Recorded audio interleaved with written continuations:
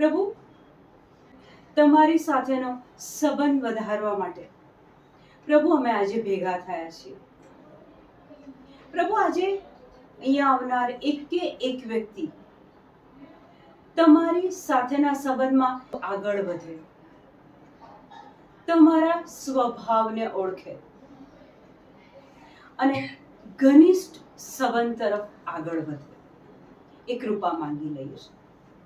પવિત્ર આત્મા, તમે અમારા ગુરુ છો, તમે અમારા ટીચર છો.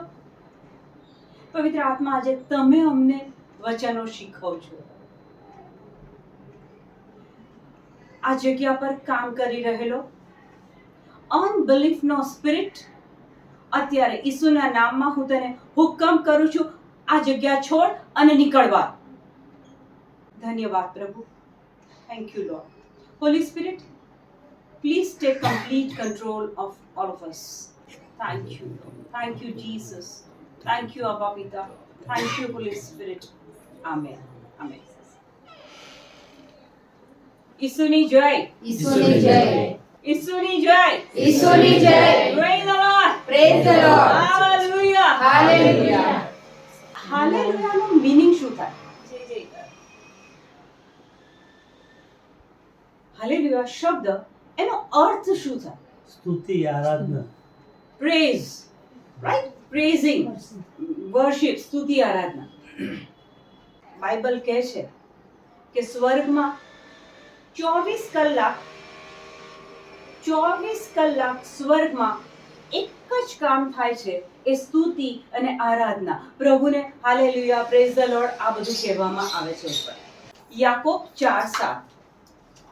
એટલે તમે ઈશ્વરને આધીન રહો. એટલે તમે ઈશ્વરને આધીન રહો, શૈતાનનો સામનો કરો. શૈતાનનો સામનો કરો, એટલે તે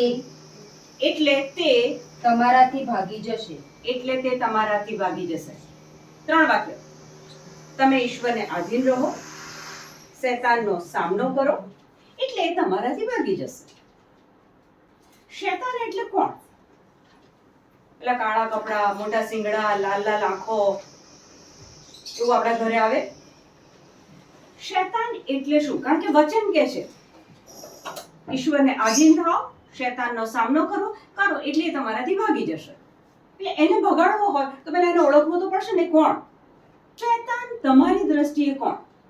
તો શૈતાન એ કોઈ શરીરના રૂપમાં નથી આવતો. ખોલો ઉત્પત્તિ 3 અધ્યાય, એમાં પહેલું વચન વાંચો. હવે પ્રભુ પરમેશ્વરને બનાવેલા કોઈ પણ જંગલી પ્રાણી કરતા સાપ વધારે લુચ્ચો હતો. પ્રભુએ જે કઈ પ્રાણી બનાવ્યા હતા એમાં કહે છે કે સાપ સૌથી લુચ્ચો હતો. તમારે વાડીમાંના કોઈ પણ વૃક્ષના ફળ ખાવા નહીં, એવું ઈશ્વરે તમને કહ્યું છે, એમ નહીં. હેવા ની સાથે સાપ વાત કરે છે. સાપે વાતચીત શરૂ કરી અને શું કહે છે કે પ્રભુએ તમને વાડીમાંના કોઈ પણ વૃક્ષના ફળ ખાવા નહીં. સાપની ટેક્ટિસ તમે જુઓ. પ્રભુએ જે કીધેલું એનાથી એ ઉલટો સવાલ પૂછે છે કે તમને કોઈ પણ ફળ ખાવાની ના પાડી છે, એવું ને? પછી આગળ, એવું ઈશ્વરે તમને કહ્યું છે ને? એવું ઈશ્વરે કહ્યું છે, એમ ને? સ્ત્રીએ જવાબ આપ્યો. હેવાએ જવાબ આપ્યો. આદમ અને હેવા એ લોકોને પ્રભુ સિવાય કોઈનો અવાજ સંભળાતો નહોતો. એ લોકોને માત્ર પ્રભુનો અવાજ સંભળાતો હતો. હવે સડનલી આજે હેવાને એક બીજો અવાજ સંભળાયો છે. હવે આગળ સાંભળીએ. વાડીમાંના ઝાડના ફળ ખાવાની તો અમને છૂટ છે. હેવા જવાબ આપે છે કે ફળ ખાવાની તો અમને છૂટ છે, પણ ઈશ્વરે એમ કહ્યું છે કે વાડીમાં વચ્ચોવચ્ચ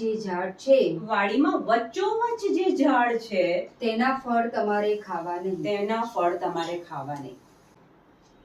તેમ તેને અડવું પણ નહીં તો મરી જશો. હેવા કહે છે કે ખાવા નહીં અને એ ફળને અડવું બી નહીં તો તમે મરી જશો, એવું પ્રભુએ કીધું છે. સાપે સવાલ પૂછ્યો, હેવાએ જવાબ આપ્યો, એક્સપ્લેનેશન કર્યું. આગળ સાપે સ્ત્રીને કહ્યું, સાપે સ્ત્રીને કહ્યું. હવે વાતચીત ફરીથી આગળ ચાલી. એક સવાલ ને એક જવાબ પૂરો થયો. ફરીથી હવે સાપની હિંમત ખુલી ગઈ, કારણ કે એણે હેવાએ વાતચીત શરૂ કરી. હવે સાપ કહે છે કે તમે મરી નહીં જાઓ. તમે મરી નહીં જાઓ. પ્રભુએ શું કીધેલું? મરી જશે. તમે ખાશો તો તમે મરી જશો. સાપ શું કહે છે? તમે ખાશો તો મરી નહીં જાઓ.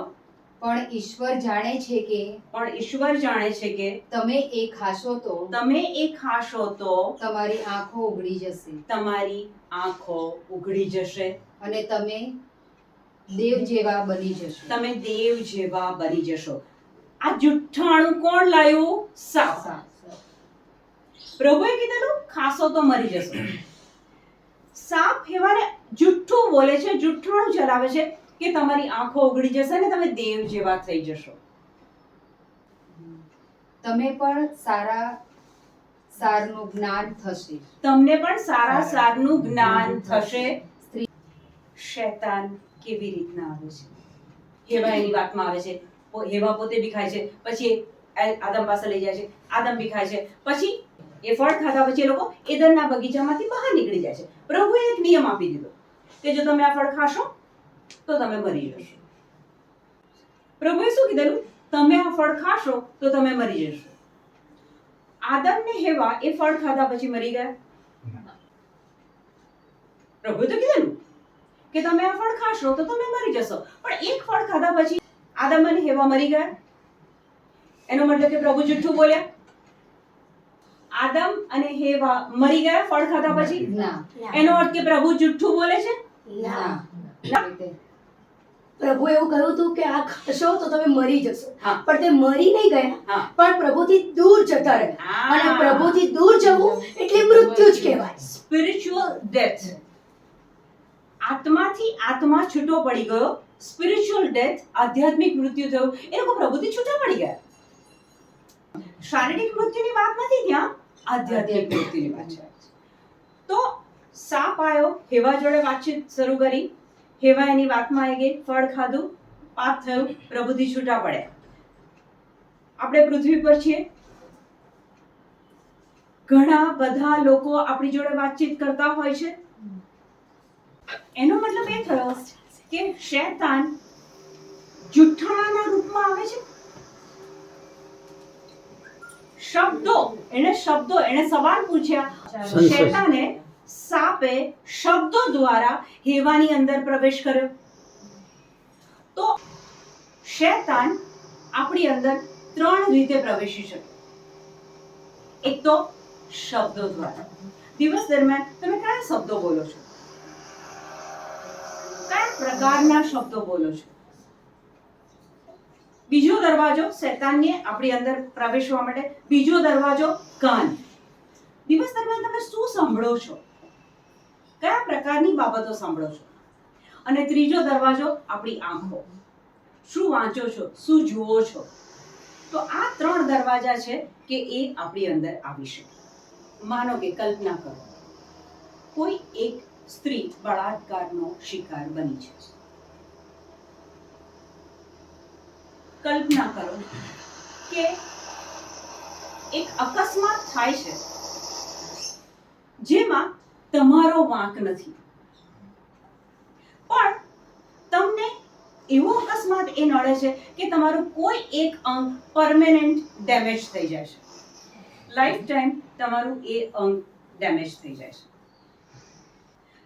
આ વ્યક્તિના વિચારમાં 24 કલાક એક ચિત્ર ચાલતું હોય. મારું શોષણ થયું, મારું અપમાન થયું, મારો લોસ થયો, મારો વાંક નતો, મારી ભૂલ નથી, તે છતાંય મારે આ વેઠવું પડે છે. ધીરે ધીરે ધીરે એ માનસ પટ પર એટલું ચાલે, ગુસ્સો, તિરસ્કાર, નફરત, અણગમો, વેર ભાવ દિવસે દિવસે એ વ્યક્તિની અંદર વધતા જાય કે નહીં? સામાન્ય સંજોગોમાં આ બાબતનો જે શિકાર બન્યું હોય, રાઈટ?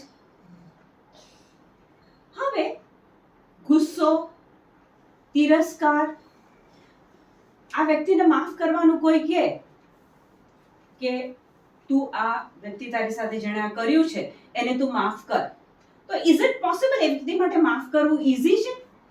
ના, માફી અપાતી નથી અને દિવસે દિવસે એ વિચારો, એ નિરાશા, એ ગુસ્સો, એ અણગમો વધતા જ જાય છે. કોઈ વ્યક્તિને ગેંગ્રીન થયું હોય, પગમાં ગેંગ્રીન થાય, પછી ડોક્ટર ચેક કરે, પછી ડોક્ટર શું કરે? એ જેટલો ભાગ સડી ગયો હોય એને કાપી નાખે. એ સડો વધે નહીં, આખા શરીરમાં ના જાય એટલા પૂરતું ડોક્ટર એટલા ભાગને કાપી નાખે. હવે આ વ્યક્તિના મનમાં જે કોન્સ્ટન્ટ, જે બળાત્કારનો શિકાર બની છે, જે એક્સિડન્ટનો શિકાર બની છે, જેનું એક અંગ કાયમી ડેમેજ થયું છે, એના માટે એક ઓપરેશનની જરૂરત છે. સામાન્ય સંજોગોમાં આ વ્યક્તિ માફી આપી શકે એ દુનિયાવી રીતે અથવા આપણી શક્તિથી એ પોસિબલ નથી. ત્યાં એક સ્પિરિચ્યુઅલ ઓપરેશનની જરૂર પડે. ખોલો હિબ્રુ 4:12. ઈશ્વરની વાણી જીવતી ને જાગતી છે. આપણે ક્યાં અટક્યા છીએ? ડોક્ટર ગેંગ્રીનનું ઓપરેશન કરે, સડો અટકી જાય. વ્યક્તિના હૃદય પર એટલો ઘા પડ્યો છે, એ સતત ગુસ્સામાં, નિરાશામાં, હતાશામાં જીવન જીવી રહી છે અને ત્યાં એક સ્પિરિચ્યુઅલ ઓપરેશનની જરૂર છે. અને ત્યાં વચન આપણને મદદ કરે છે. હિબ્રુ 4:12. ઈશ્વરની વાણી જીવતી જાગતી છે. ઈશ્વરની વાણી જીવતી ને જાગતી છે. ઈશ્વરની વાણી એટલે શું? રવિવાર દેવળમાં લોયલા ચર્ચમાં જાઓ છો, પછી સુનીતા વાંચવા ઉઠે છે અને પછી છેલ્લે કહે છે કે આ પ્રભુની વાણી છે, ત્યારે તમે લોકો બધા બોલો છો એ જ આપણો આધાર છે. તો પ્રભુની વાણી એટલે શું? રૂપલ, ઈશ્વરની વાણી એટલે શું? ઈશ્વરના વચનો. ઈશ્વરના વચનો. ઈશ્વરના વચનો એટલે શું? ઈશ્વરના મુખમાંથી નીકળતા શબ્દો. ઈશ્વરના મુખમાંથી નીકળતા શબ્દો. પ્રભુએ બાઇબલમાં બહુ બધી પ્રોમિસીસ આપી છે. આખું બાઇબલ એ પ્રભુની વાણી છે. પ્રભુના મુખમાંથી નીકળેલા શબ્દો વચનો છે. તો પ્રભુના મુખમાંથી નીકળતા શબ્દો, તો શબ્દ એટલે શું? યોહાન 1:1. પ્રારંભમાં શબ્દ હતો જ. પ્રારંભમાં શબ્દ હતો જ. શબ્દ ઈશ્વર સાથે હતો. શબ્દ ઈશ્વર સાથે હતો. શબ્દ ઈશ્વર હતો. શબ્દ ઈશ્વર હતો. પ્રારંભમાં શબ્દ હતો જ. શબ્દ ઈશ્વર સાથે હતો. શબ્દ ઈશ્વર હતો.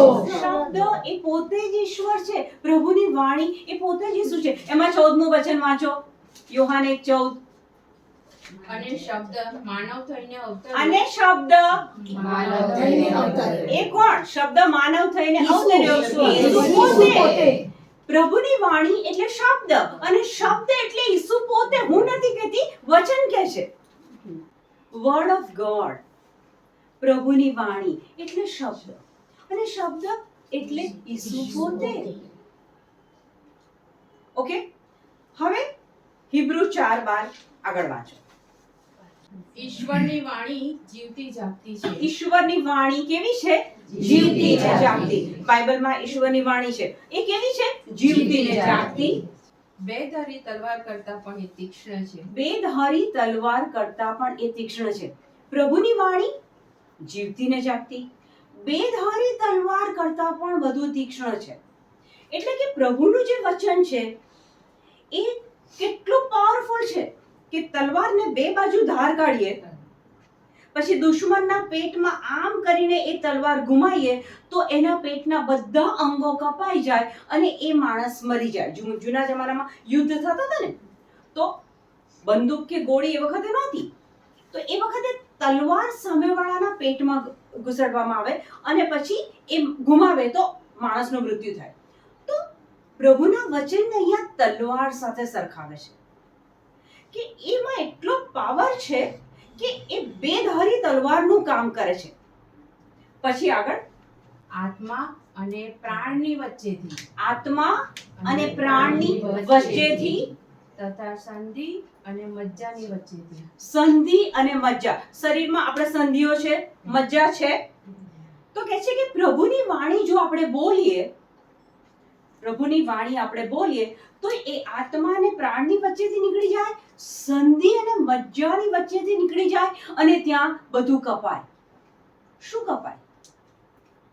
જો શરીરમાં રોગ હોય, નિરાશા હોય, અનફર્ગિવનેસ હોય, ઇરિટેશન હોય, અણગમો હોય, જીવન નીરસ લાગતું હોય, જીવન અંધકારમય લાગતું હોય અને જો વ્યક્તિ ત્યાં વચન બોલે તો ત્યાં સ્પિરિચ્યુઅલ ઓપરેશન થાય છે. ગેંગ્રીનમાં પેલો ડોક્ટર એ ભાગ કાપે. આપણું વચન આપણા જીવનમાં, રોજબરોજના જીવનમાં, રોજ સવારે ઉઠીને, બપોરે, સાંજે જ્યારે આ વચનો બોલીએ ત્યારે આ વચન એક ઓપરેશનનું કામ કરે છે. નિરાશા જતી રહે, હતાશા જતી રહે, બીમારી જતી રહે. આપણે પેલી વ્યક્તિ વિશે વાત કરતા હતા કે કોઈ બળાત્કારનો ભોગ બન્યું છે અને કોઈનું કોઈ ઓપરેશનનો શિકાર થયું છે. હવે એ વ્યક્તિ માફી આપી શકતી નથી. જીવન એનું નિરાશ થઈ ગયું છે, હતાશ થઈ ગયું છે, વેર ભાવ જાગ્યો છે કે આને હું શું કરું, આનો હિસાબ કરી દઉં. અને ઈસુ તો કહે છે કે માફી આપો. હવે એ વખતે જ્યારે વ્યક્તિ સ્પિરિચ્યુઅલી ખતમ થઈ ગઈ હોય, નિરાશ થઈ ગઈ હોય, ડિપ્રેશનમાં જતી રહી હોય, ત્યારે જો એ વ્યક્તિ પ્રભુ વચન બોલે તો ત્યાં પ્રભુ વચન એની નિરાશાને કાઢે, હતાશાને કાઢે, ગુસ્સાને કાઢે. ઓકે, હવે ગુસ્સો,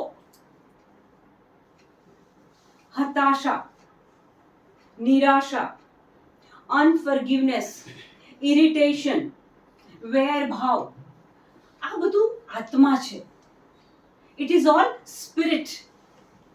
આપણે એને નામ આપ્યા છે પણ આ આત્મા છે.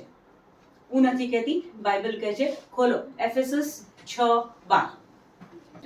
કારણ આપણું યુદ્ધ માટીના માનવો સામે નથી. વેઇટ, વચન શું કહે છે કે આપણું યુદ્ધ માટીના માનવો સાથે નથી, પણ આપણે યુદ્ધ ઘરમાં જ વધારે લડીએ છીએ. પતિ પત્ની સાથે લડી પડીએ છીએ, મા બાપ બાળકો સાથે લડી પડીએ છીએ, પછી દેરાણી જેઠાણી, ફ્રેન્ડ્સ બધા જ જોડે. ઘણી વખતે સામે યુદ્ધ લડી રહ્યા છે શબ્દોથી, ને તો પછી પાછળ નિંદા.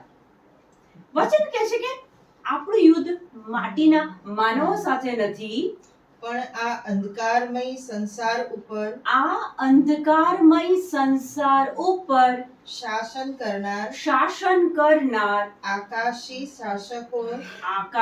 શાસકો અને અધિપતિઓ સામે, અશરીરી દુષ્ટ તત્વો સામે છે. અશરીરી દુષ્ટ તત્વો સામે છે. છેલ્લું વાક્ય, અશરીરી દુષ્ટ તત્વો સામે છે.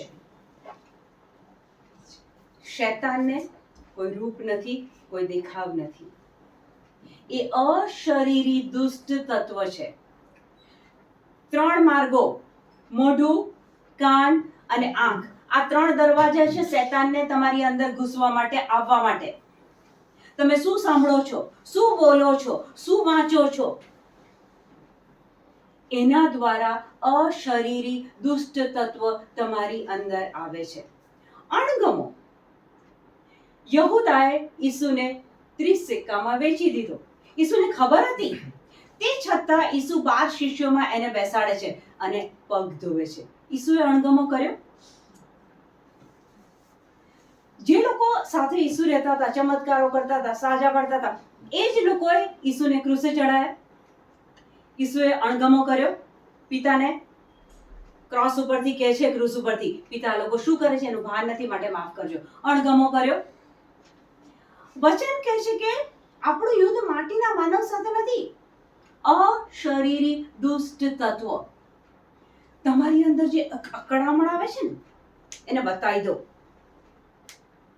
નિરાશ થઈ જાઓ છો, હતાશ થઈ જાઓ છો, અકળાઈ જાઓ છો. આ બધા અશરીરી, અનફર્ગિવનેસ, નાની નાની બાબતમાં આપણે કોઈને માફી નથી આપી શકતા. ધીસ આર ઓલ અશરીરી દુષ્ટ તત્વો. અને આપણને તો ખબર પણ નથી હોતી કે ગુસ્સો એ સ્પિરિટ છે. સામાન્ય રીતે ગુસ્સો આવી જ જાય માણસને, અને વ્યક્તિ શું માને, હવે એમાં શું, એણે મારું કહ્યું ના કર્યું, એણે મારું અપમાન કર્યું તો મારે તો ગુસ્સો કરવો જ પડે ને તને ખબર કેવી રીતના પડે? અશરીરી દુષ્ટ તત્વ છે ગુસ્સો. ઓકે, તો શૈતાન શબ્દો દ્વારા આવે છે. જુઠ્ઠાણું, હેવાની સાથે જુઠ્ઠાણું વાપર્યું અને એની પાસે પાપ કરાયું, તો જુઠ્ઠાણા દ્વારા શૈતાન આપણી અંદર આવે છે.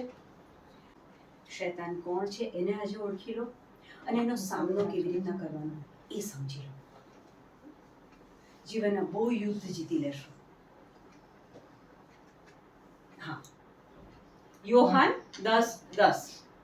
ચોર તો કેવળ ચોરી કરવા, કતલ કરવા અને નાશ કરવા જ આવે છે. ચોર શા માટે આવે? ચોરી કરવા, કતલ કરવા અને નાશ કરવા. ઓકે, ચોરનું કામ જ આ છે, શૈતાનનું કામ જ આ છે.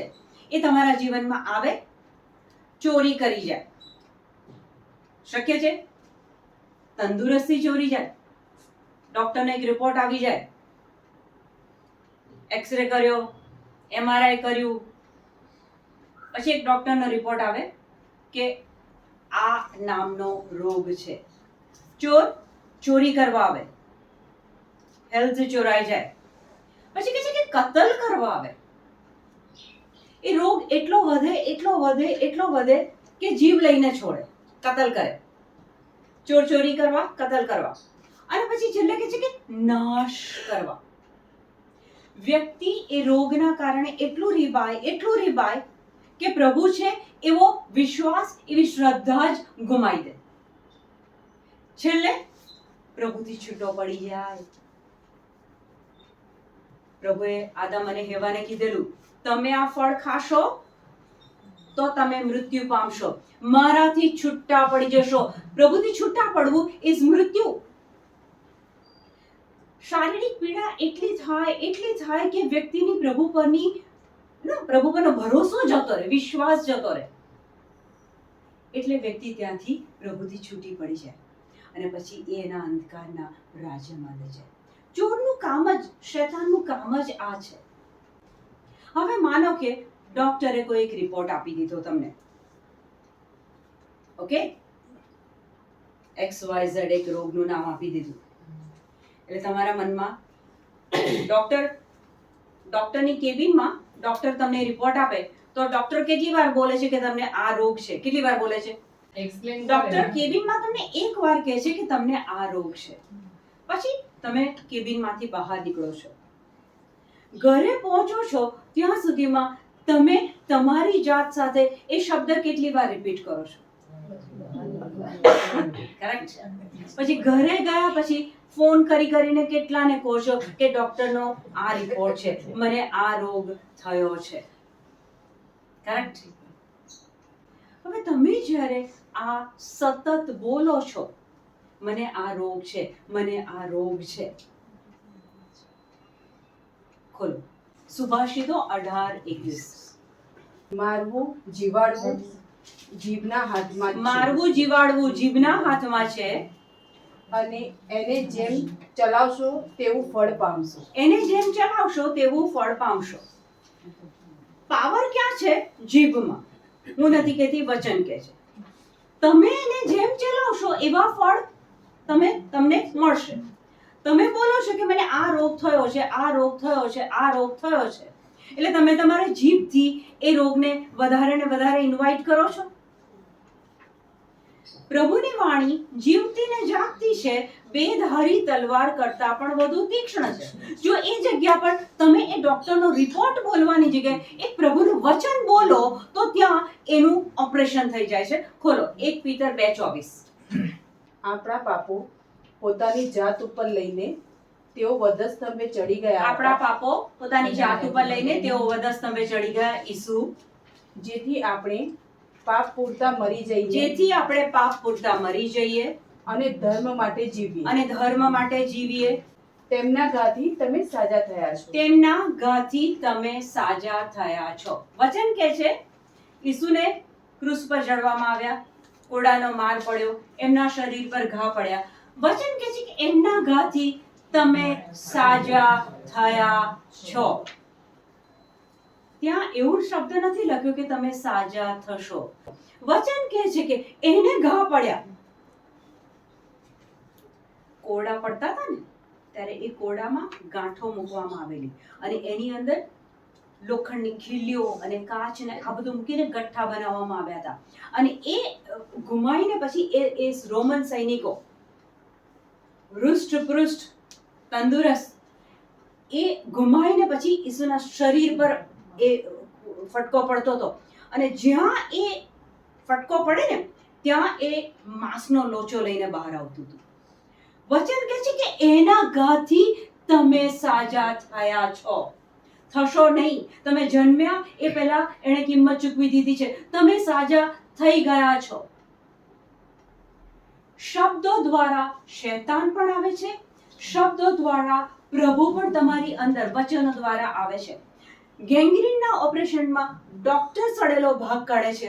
જો હું ને તમે આપણી બીમારીમાં, આપણા કોઈ પણ જીવનના પ્રશ્નમાં પ્રભુ વચન બોલીએ તો ત્યાં ઓટોમેટિક એક ઓપરેશન વચનો દ્વારા થાય છે. અને એની સાક્ષી ભાવના તમારી આગળ બેઠી છે.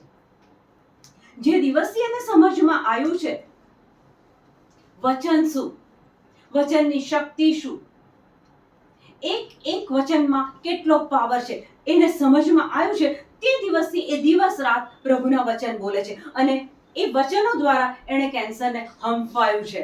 વચન કહે છે યાકોબ 4:7 પ્રભુને શરણે જાઓ, શૈતાનનો સામનો કરો એટલે એ તમારાથી ભાગી જશે. ભાવનાએ શું કર્યું? પ્રભુને શરણે ગઈ, પ્રભુના વચન લીધા, પ્રભુના વચન દિવસ રાત વાંચ્યા, બોલ્યા, એણે ડાયરી બનાવી છે, એ લખે છે. એ પ્રભુને શરણે ગઈ. અને જ્યારે તમે પ્રભુને શરણે જાઓ છો, વચનો બોલો છો, એટલે શૈતાનનો તમે સામનો કરી રહ્યા છો. જે ઘરમાં પ્રભુના વચન હોય, જે મુખમાં પ્રભુના વચન હોય, જે હાથોથી પ્રભુના વચનો લખાય છે, ત્યાં પાવર, શક્તિ, સાજાપણું, પરિસ્થિતિ બદલાઈ જાય છે. જે માનવીય રીતે તમને એમ લાગતું હોય કે આ ઉંમરે આ પોસિબલ નથી, નો. પ્રભુ કહે છે ક્રુસ ઉપર મેં જે અદલા બદલી કરી એમાં તને જે જોઈએ છે એ બધાની કિંમત મેં ચૂકવી દીધી છે. હવે તમારે માત્ર તમારી જે તે પરિસ્થિતિ છે એના અનુરૂપ પ્રભુને શરણે જવાનું છે, વચનોના શરણે જવાનું છે અને વચનો બોલીને શૈતાનનો સામનો કરવાનો છે. દાખલા તરીકે આ દરવાજામાંથી કૂતરું અંદર આવે, આ ભાવનાનું ઘર છે અને અંદર કૂતરું આવે તો ભાવનાનું રિએક્શન શું હશે? તરત જ ભગાડશે અને ભગાડવામાં એક ગુસ્સો કે તું મારા ઘરમાં આવ્યું કેવી રીતના. એ જ પ્રમાણે શૈતાનનો સામનો કરો, રોગનો સામનો કરો, નિરાશાનો સામનો કરો, નિષ્ફળતાનો સામનો કરો. કેવી રીતના? પ્રભુ વચન બોલીને. તમારા ડે ટુ ડે લાઈફમાં પ્રભુ વચન એટલું હોવું જોઈએ, એટલું હોવું જોઈએ. યા તો લખો, યા તો વાંચો, યા તો સાંભળો, યા તો બોલો, યા તો કોઈની આગળ વચનને લઈને જાઓ અને ત્યારે તમે શૈતાનનો સામનો કરો છો. અને જ્યારે તમારા ઘરમાં એ દિવસ રાત વચન આવ્યા ને, એ ઈસુનો પ્રકાશ આવ્યો ને, ત્યાં કોઈ પ્રભુ વિરુદ્ધની બાબત તમારા ઘરમાં ઊભી ના રહી શકે.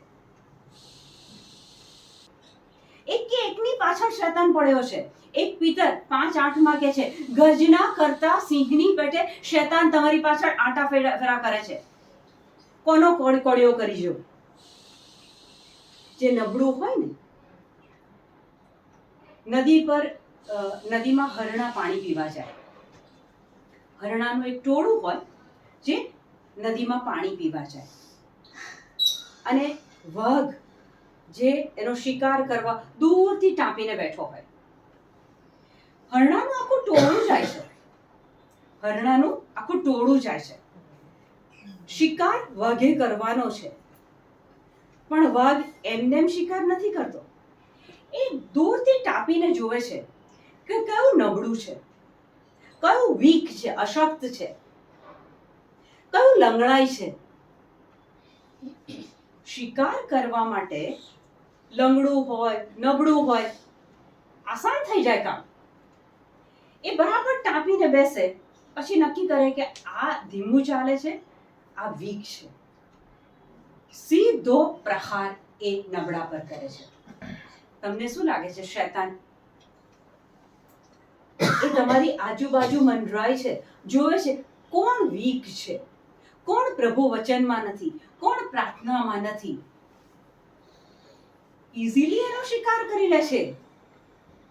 જે દારૂમાં છે, વ્યસનમાં છે, વ્યભિચારમાં છે, શૈતાનને આ લોકોની ચિંતા નથી. ઓલરેડી તો એને ખબર છે કે એની સાઈડ છે. જે લોકો દિવસ રાત પ્રાર્થના કરે છે, પ્રભુ વચન બોલે છે, પ્રભુના સંદેશા સાંભળે છે, ખ્રિસ્તનું પીડાનું મનન ચિંતન કરે છે, રેગ્યુલર દેવળમાં જાય છે, શૈતાનને ત્યાં ટફ પડે છે.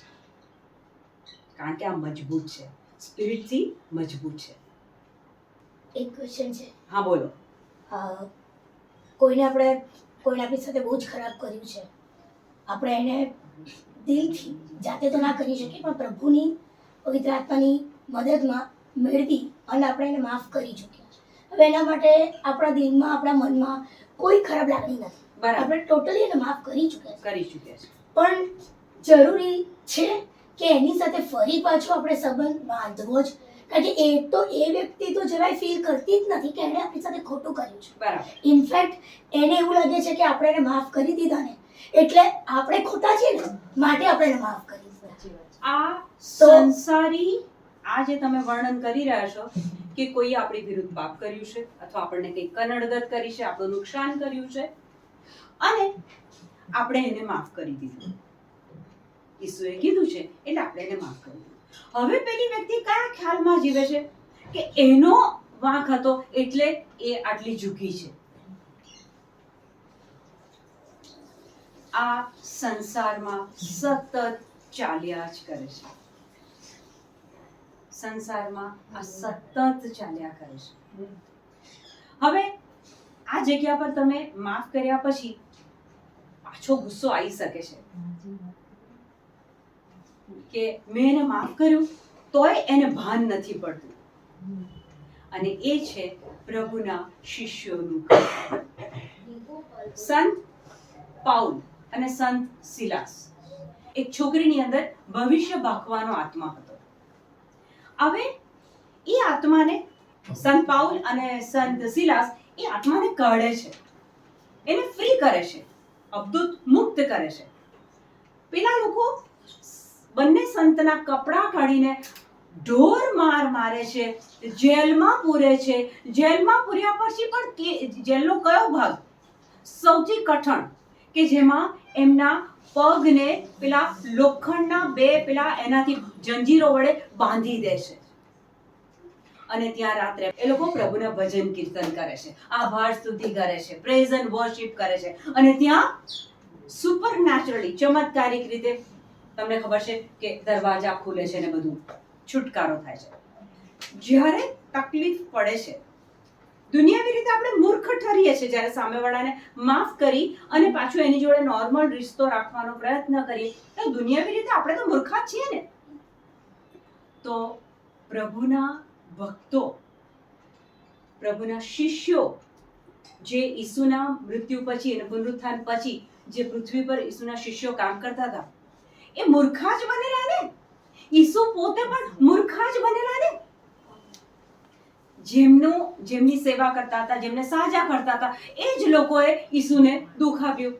ઈસુ તો મૂર્ખા ઠરેલા ને દુનિયાવી રીતે, પણ ઈસુએ શું કરેલું? ઈશ્વર પિતાની યોજનાને પૂરી કરેલી. દુઃખ પડ્યું, શારીરિક દુઃખ, માનસિક દુઃખ, પિતાથી છૂટું પડવાનું દુઃખ, ભયંકર વેદના બેઠી છે, પણ એ મૂર્ખા બનીને તમને ને મને ખરીદી લીધા છે, મારીને તમારી કિંમત ચૂકવી છે, મારાને તમારા માટે સ્વર્ગનો દરવાજો ખોલ્યો છે, મારાને તમારા પાપો એમના લોહીમાં ધોવાઈ ગયા છે. એ મૂર્ખા બન્યા, એમણે વેઠ્યું, પણ એમના થકી ફાયદો આપણને થયો છે. જ્યારે આપણે આ દુઃખ વેઠીએ છીએ ત્યારે પ્રભુનો મહિમા થાય છે, પ્રભુના રાજ્યમાં એ નોંધાય છે.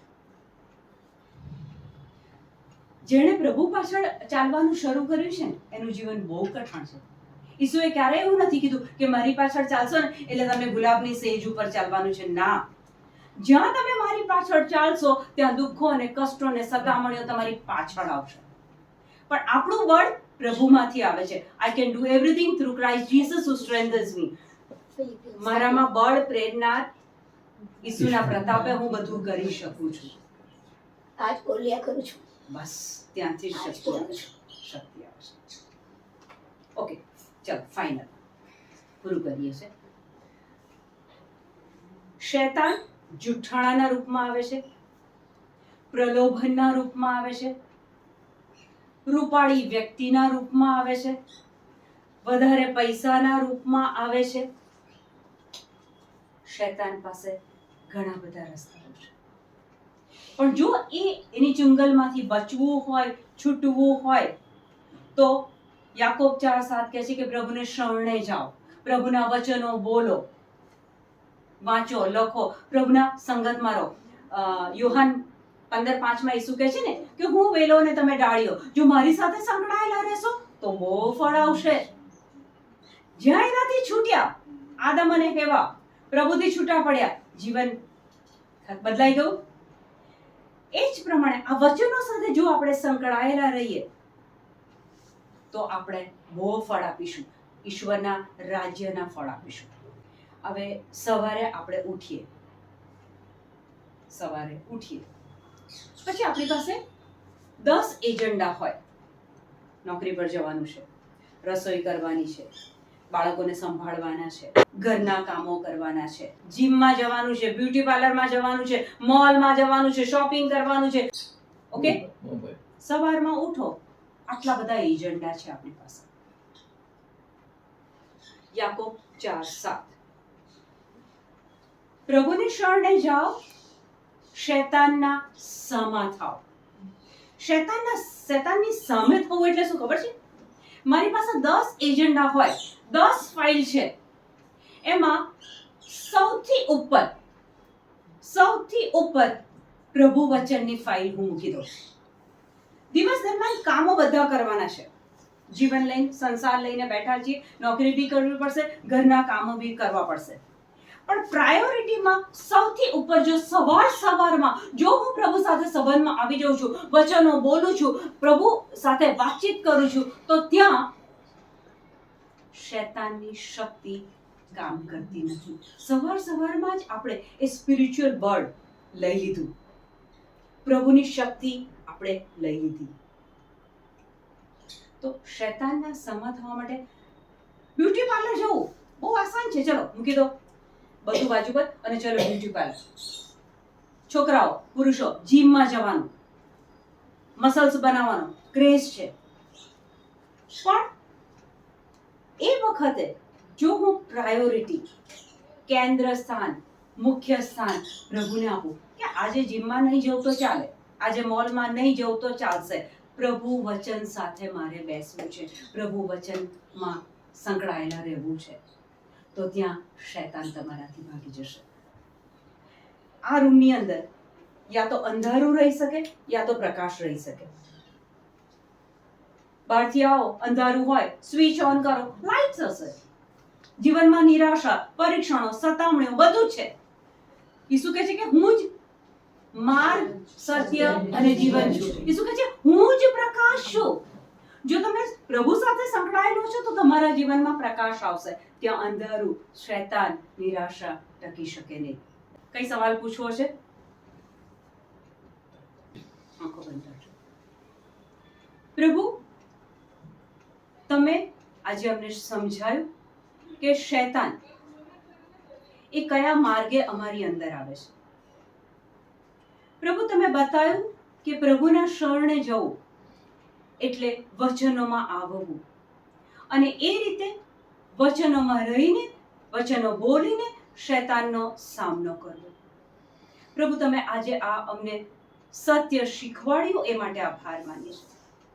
પ્રભુ ઈસુ, આજે કૃપા માંગીએ છીએ કે અહીંયા બેઠેલી એક વ્યક્તિ આજથી પ્રભુ તમારી સાથે વચનો દ્વારા સંકળાય અને એમના જીવનની એક બાબતને તમારા વચનોથી એ શૈતાનને હરાવે અને હંફાવે. પવિત્ર આત્મા, અમને બધાને આ બાબત માટે મદદ કરજો. ઈશ્વર પિતા પ્રભુ ઈસુ ખ્રિસ્તના પવિત્ર નામમાં આ પ્રાર્થના અમે તમને અર્પણ કરીએ છીએ. Amen. Praise the lord. Praise the Lord. Hallelujah. Hallelujah.